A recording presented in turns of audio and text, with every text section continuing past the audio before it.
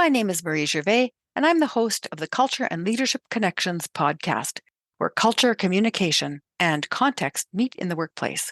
Discover what cultural influences have formed the careers of noteworthy leaders from around the world in a variety of professions by exploring the groups that shaped who they are today.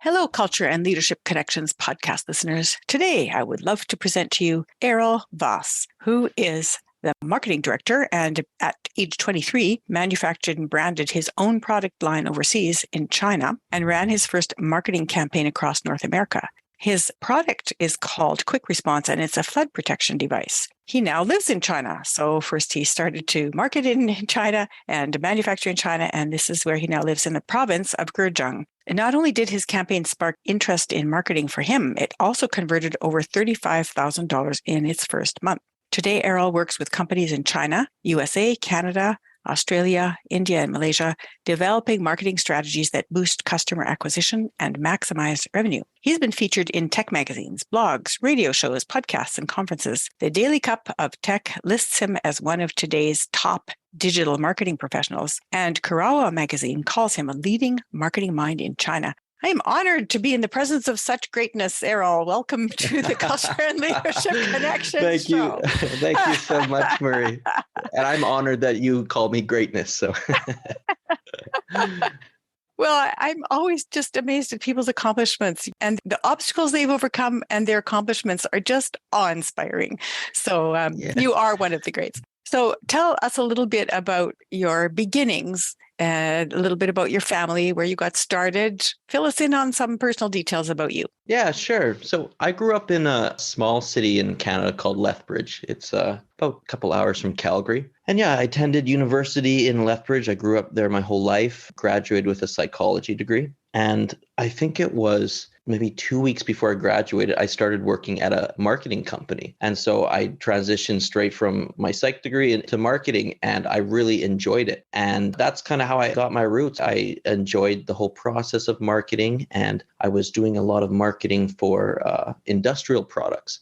And that kind of gave me the idea, hey, I should make my own product and put my marketing skills to use. And that kind of, set my whole journey of going to China and looking at factories, and then eventually moving to China. And so now I'm 30 years old. I live in the province of Zhèjiāng with my wife, and we recently had our first baby. And that's kind of where I'm at right now. How old is your new baby? It's been about 8 weeks. So so 8 weeks very since the baby's new. been born. Very new. Yeah. You must be a little bit sleep deprived. Actually not really. I sleep pretty heavy. Well then maybe your wife is doing the sleep deprivation duty. Well, Yeah. that's a really interesting story. I'm sure that the psychology background helped you with marketing. I think psychology and marketing are really intimately connected. They're practically twins, right? Don't you think? There is a lot of intertwine there. Like one of my mentors was at the first marketing company I worked for. But then for psychology, my dad has also been a psychotherapist for, I guess, my whole life. He's been a psychotherapist. So I've kind of grown up around psychology as well. I see. What about the rest of your family? Did you have brothers and sisters? Yeah, I have a sister, Erica. She is a year older than me. We went to the same university, and she is a senior policy analyst for the government of Canada. I see. And she's also a psychology and neuroscience major as well. Mm-hmm. Well, the psychology just runs deep in your family, doesn't it? Well, I think when I started university, I didn't know what I wanted to do. And I was kind of like, Dad, what did you do? And just kind of followed the footsteps a bit, but eventually found my own. Your own niche and your own path. So can you tell a couple of incidents from your childhood that stand out for you that you think made you into the person you are today? Yeah. When I was 4 years old, I started watching a TV show, and this is a big moment in my life. It was called Kung Fu: The Legend Continues, and I was obsessed with this TV show. And so, I loved it. I asked my parents every day, put me into some Kung Fu. So eventually they found a Taekwondo place in my city. And at the age of 4, I started doing Taekwondo. And that was a really pivotal moment in life because I've done Taekwondo my whole life, but it really taught me discipline, consistency. And so that was a big life moment that really shaped me, I'd say. That's really interesting. A lot of times children get obsessions with things, but then they don't continue it later. I remember one of my grandsons was obsessed with trains when he was that age, and it was just like a whole year of nothing but train, and then a particular video game, but none of those have stuck. Yeah.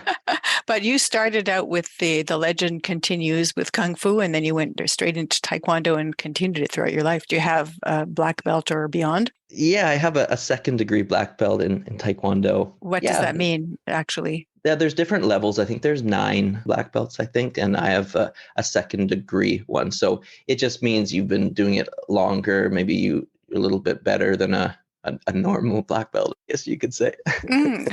That's really interesting. And that I'm sure that's shaped you throughout your entire life and continues to shape you. Yeah, it really requires a lot of consistency. And I think having consistency is really important in life, no matter what you're doing. And so practicing consistency from such a young age, I think that really shaped me.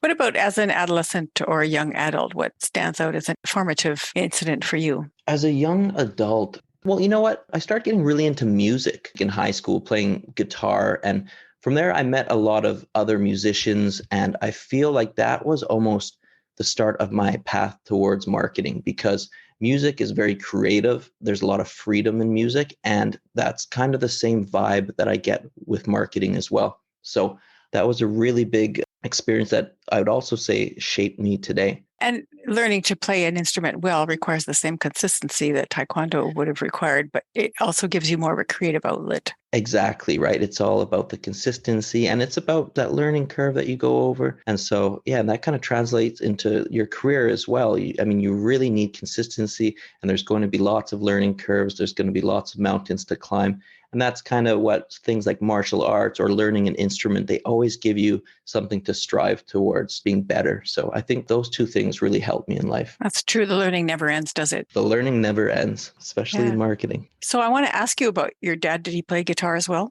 Well, no, he didn't play guitar, but he supported my hobby by just buying me a lot of guitars. He always had hey, here's one for you. And then I think he practiced like when no one was watching, because sometimes he'd come out and he'd start playing stuff. And I was like, I know you've been practicing if you can play that. So I think he secretly practiced to try to be a part of it.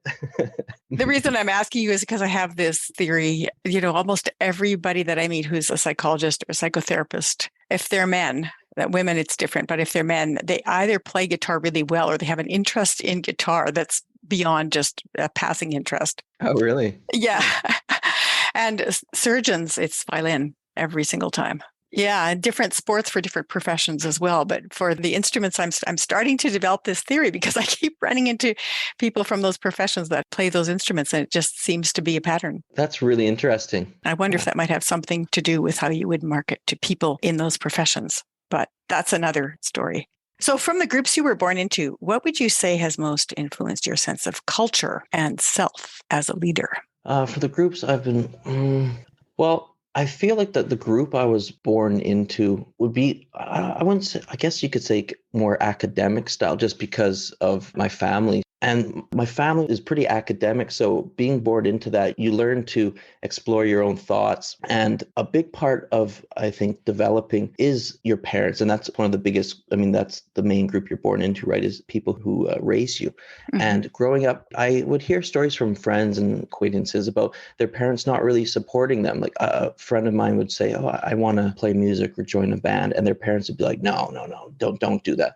But with my parents and my whole family, and even my friends around me, it was always yes. They always supported me with anything I wanted to do. And they never put a limit on anything. It was, if I had a big goal or if there was something I wanted to do, I remember my parents were never a barrier. They were always, yeah, you can do it. They're supportive of pretty much everything. And I think that really helped shape as well. Yeah, being born into a climate of support and encouragement, like a yes, let's try it, or yes, let's give it a whirl, or yes, you can do it. And I really didn't notice that until I was a little older, and I'd be talking with friends and I'd hear, oh, like my parents, I wanted to do this, but my parents wouldn't really let me get into that, or they didn't think they thought it was a bit of a waste of time. And I just kind of looking back, I was thinking, my parents never said no to anything. So I think, yeah, growing up in a culture of yes, yes, you can, and a culture of support is just so imperative to growth and to success. And then in a climate of encouraging your thinking and encouraging you to articulate your thoughts and to pursue studies would have been another influence for you, right? Exactly. Yeah. So now, Yeah. but you're also, if we're going to look more sort of geographically, you're born in Alberta. You were born in Lethbridge, which is a small city. It's a rural, it's South Alberta. In Canada, we tend to see the South and the North tend to be more extreme in their polarized political views. So that could have been an influence. Lethbridge, although it has a lot of different cultures in it, and it has First Nations around it, but it's predominantly white. So that might have influenced you. If you were conscious of it earlier on, there might be religious influence or social class influence or something else that's around you that may have influenced you. Does that spark any ideas? So I think the city of Lethbridge, where I'm from, it is a middle class city. And I didn't really think of it as being an influence until I moved out into China, and I'm surrounded by skyscrapers and just some really big businesses, really big businessmen. It kind of blew my mind at first. I was like, wow, this is insane. Now I'm pretty normalized to it, and it's almost changed my thinking. But I think when I was growing up in Lethbridge, I was almost oblivious to a lot of the world, or a lot of big ideals, a lot of a big way of thinking, right? So I think growing up in Lethbridge in a smaller city does influence my thinking. In a smaller city and a middle class home where you can more or less pursue what you would like without a lot of monetary obstacles in the way. Yeah, exactly. You know, what you were talking about going to China, that reminded me of a couple of times when I had a big social class moment of awareness. And one was when I was 19 and I went to France with my then fiance, now my husband, and we visited one of his relatives in Paris who belonged to aristocratic culture. And they had maids who wore little like lace aprons and little hats and like that. It was a shock to me. I had never experienced anything like that before. And I thought, wow, there's a big difference between the way I see things and they see things, and our experiences are very different. And then a few years after that, I was at a conference in Dallas, Texas, and the extremes of wealth and poverty were just in my face the whole time. You know, there you'd have many beggars on the street, like constantly. You have people sitting at the side of the railway tracks waiting to be hired for the day, and then people in, you know, shiny boots and high heels, you know, stepping over them to go to their rich lifestyles. And it was like they were completely different worlds living parallel, but it was a shock to me in the same way that I saw the other shock. And I thought, wow, I'm just growing up in this middle class thing, and I never experienced, you know, the depths of poverty or the heights of wealth. I don't know. You know what? The way that you worded that is perfect. That's exactly how I felt when I came to China. And so living in a middle class city in Canada, you don't have any extremes really, right? Everyone's doing okay. Everyone's relatively the same. But yeah, in China, you'll see people who make 100 times more per month than another person. They live in the same neighborhood, right? And it's just, there's some extremes that I wasn't really used to. And yeah, what you said is exactly the experience that I had as well. For me, it really influenced my sense of justice and injustice in the world. I don't know if it did for you or not. Well, it does make me feel a little bit guilty at times, because the income that people make, it doesn't always reflect how hard you're working, right? So That's there's true, a lot yep. of people who work extremely hard and they're not really making too much. And I think it's just the world that you're born into, right? And I like how you said there's two people living in different worlds. So let's look at groups that you chose to belong to. So as you grew up, you chose to belong to the Taekwondo community, right? And a guitar playing community, and then you went marketing community, and then there may have been other things too.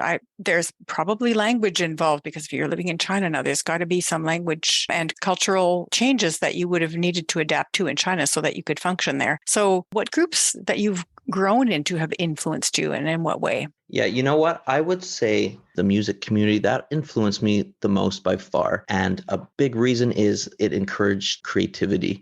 And I use creativity every day for my career. I use creativity for problem solving, for management, for everything. And so that all stemmed from my choice to be around musicians. Also, with the music community, they're very open, very supportive, and really wanting to help your musical exploration, right? So I think when you are around a mindset of people who are really encouraging your own growth, especially when it's creativity, it's always a good thing. So that choice to be around musicians, the music community, really shaped me into who I am today. What kind of music do you like to play? Oh man, I play a lot of stuff. I guess you could sum it up as rock music, maybe indie rock, like reggae. I like it all. There's so many different styles that I like. I'm kind of a chameleon when it comes to music. Cool. So anything that you feel has changed you, or that you've adapted into your life that you feel has been a change you've adopted into how you do Yeah, things? for sure. You know what? This is, we choose groups. We choose groups. When I moved out to China, it really changed me because back home, I was always around other people. I always was doing things in groups. I always went with the flow. When I came out to China, suddenly I'm away from my normal groups. And that really changed me. It kind of made me focus on myself more. It made me focus on my career more. And it really added an element of organization to my life because, well, I found at least when I wasn't giving energy to the group all the time, when I was spending my own energy on myself, it really transformed the way I do things. And I'd say it really transformed my behavior as well. I actually started finding that I like being by myself. I like spending more time doing things on my own. So I'd say just having the group kind of separated from me was a really big changing point. It could have also been a response to cultural discomfort. It very well could have been. The only discomforts that I really feel is when I'm trying to communicate something that I can't. But, there is a foreign community out here that kind of does offer if you need that companionship or that group. But I never really reached out to that. I was happy exploring doing things on my own or in a smaller group or just the group of people I work with. So, yeah. So what about temperament and personality? So your temperament you're born with, and then personality you've added on depending on how you face or don't face obstacles in your life, your education, your interests. What would you say you were born with temperament-wise? What have you added on or grown into personality-wise? Temperament-wise, I'd say I'm pretty tolerable. I'm pretty easy going up to a certain point. I feel like I can go from like 0 to 100, but it takes me a long time, right? I feel that way. But I say my temperament is pretty stable. People who know me would say that I'm pretty relaxed, pretty chill. Yeah, so I'd say as I've gotten a little bit older, my personality has become a little more strategic. And a big part of it is being a manager. When you're a manager, you can't let your emotions get in the way of the game of management. And so I'd say maybe when I was a bit younger or before I was managing people, if I felt a certain type of way, I would really let that shine through my actions. But now, before I act on an emotion, I think first, think strategically and say, is this the best thing to do right now for the team, for the group right now? That's a great answer. Probably gaining in tact and awareness of how what you do affects other people would be a part of that. Exactly right. Especially when you and the other people are all working towards a common goal or a common outcome. You put the outcome first rather than your emotions. So probably just choosing not to act on your emotions. So you can't not feel the emotion. You're just choosing not to act on them. You're choosing to suspend your judgment until you can make a wise decision. Exactly. And even just delaying your reaction. I've learned that you don't need to react right on the spot. If something makes you upset, maybe someone's not working as well, you really don't need to react on the spot. What you need to do is take a step back and think, well, what are the options here? What's the best route forward? And then doing that with a level head, right? Can you recall a time when you became aware that your understanding of the world was in fact specific to your culture and not the norm everywhere? Yeah, for sure. And I think that's the power of moving to China is it's really its own ecosystem. It really has its own culture, its own way of doing things. And it's very different than the West. Can you think a specific incident that maybe something that stands out? You know what? It's almost like a specific. Let me give you an example of when I was in Japan. Yeah, sure. In Japan, I was thinking you don't see anyone doing anything that would cause people to lose face in public. And it was very conscious and a very strong sense of hierarchy and very specific norms that people needed to follow in order to be considered acting appropriately. And one time I was in a train and there was a guy who came on at one of the stops and he was drunk and he was taking his clothes off. And I thought, ooh, I wonder what the Japanese will do. And at that moment, a couple of security guards rushed over and one of them held something up to shield him while the other one helped him get his clothes back on. And then they very gently and quietly ushered him out of the train and quickly into a nearby cab and sent him wherever he needed to go. It happened in about 2 minutes, and it was very gentle, and there was no, hey, what are you doing? There was no just ignoring it and waiting to see if it would get, the ostrich thing that people will often do in big cities. They tended to it very quickly, but very discreetly. And the whole piece of holding up, I don't even know where he got it from. How many security guards travel with pieces of fabric with them? I just held up this piece of fabric to shield him from the gaze of other people while they quickly put his clothes back on again. And I was so struck by that. I thought, wow. And then coming back to Vancouver, somebody stepped out of line and was asking a question of somebody outside of the line. And immediately the security guard started yelling and pushing the person and saying, this is not what you should be doing. Get back in this piece. This part's a high security thing. And I thought that would never have happened in Japan. So I don't know if that strikes you, but that moment was particularly strong for me.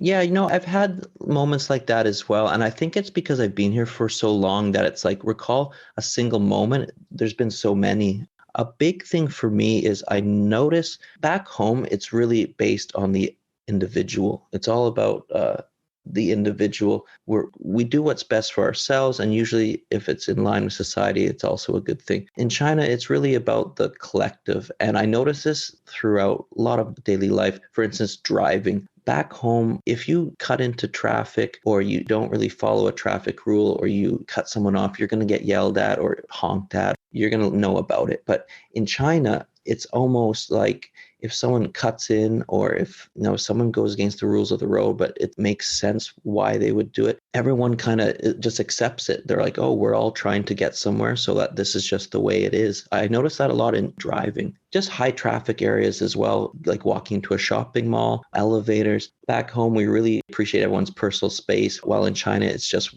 we're all trying to get somewhere. Let's all cramp in, and this is what's best for everyone. So I noticed the difference there. And I don't think any way is right and any way is wrong. They're just totally different ways. Yeah, culture is not right or wrong. It just evolves the way it evolves. Yeah. Yeah. I mean, there may be things in culture that are definitely detrimental and things that are definitely positive and beneficial. And then there's a whole bunch of stuff in the middle that's just like, whoa, cool. Not like I would do it. Very well but... said. Very well said. Yeah, that's exactly it. So we're getting close to the end of the interview, and I'm just wondering, when people want to work with you and they hire you for something, or within your company, and if you're managing and you have a team to work with, what brings out the best in you? What should people know about you that would bring out the best in you? I really like working with people who love what they're doing and who are passionate about what they're doing. And it's really easy to, at least for me, it's really, really easy to tell when someone is passionate and when someone is really orientated towards their goal. And so working with me, and what makes it easy to work with me, is if we're both aligned and we're both striving for something. I appreciate when someone else is striving, and I also appreciate when someone can respect that about me as well. And so when you're around someone like that, they usually bring out the best in you. Mm-hmm. I was reading something about that just last night. I mean, there's mirror neurons, right? So if people are exhibiting a stronger focus or emotion, other people, their neurons automatically mirror it. So if you're passionate about it or someone else is passionate about it, then you would mirror that. It was really interesting. Exactly right. And the same can work negatively as well, right? Yeah. And I think I pick up on that. I pick up when I'm around people who aren't really enjoying what they're doing or who aren't really in tune. So I appreciate when I'm with someone who is. That's a great answer to that question. So here's your soapbox moment. What would you like to promote? I have my own website, www.errolvas.com. It is marketing and business consultation. And if anyone's listening, if anyone, either you have your own personal brand, your own company, anything, get in touch with me. I always appreciate a good conversation. And usually even after just 15 minutes, I'll have ways for you to improve and expand what you're currently doing. So that's my promotional piece right there. So Errol Vas for our listeners is ERROL and then VAS. Yes. So if you can find, it'll be in the show notes as well. But for people that are just listening to it, like I'm often listening to a podcast while I'm driving and not going and clicking on websites. So that's good to know the spelling if you're just listening and you want to check it out when you get to a spot where you can.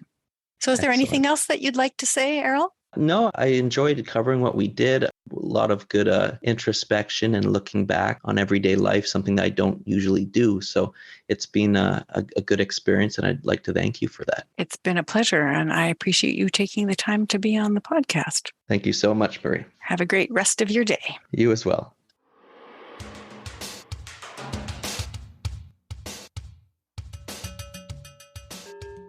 Errol Vas transitioned from psychology to marketing right around his graduation time and has been hooked on marketing ever since. The combination of discipline and consistency gained through Taekwondo and guitar playing, combined with his insights into human nature and creativity, helped him establish a niche in the marketing world. I enjoyed his reflections on his life influences and how his move to China shaped and continues to impact him as he manages a team and a business in the province of Zhèjiāng. If you enjoyed listening to this interview, please share it with a friend and like and rate the podcast to help us increase our listenership. Thank you for listening, and may culture and leadership connections continue to guide and inspire your day. Want to show some appreciation? You can buy me a coffee. What? How do you buy a coffee for a podcast owner? Well, there's a way. Let me explain. You go to buymeacoffee.com/Marie Gervais. That's spelled MarieGervais. So it's buymeacoffee.com/Marie Gervais. And when you go to that website, what's going to happen is you'll get a chance to click on 1, 2, 3, 4, or 5 cups of coffee at $5 a piece to help contribute to the cost of the podcast. And yes, it's $5 for a cup of coffee because it's quality coffee for a quality podcast. So I hope you will contribute and you'll help us to reduce the costs of the podcast by going to buymeacoffee.com/Marie Gervais. Thank you in advance for your generous contribution.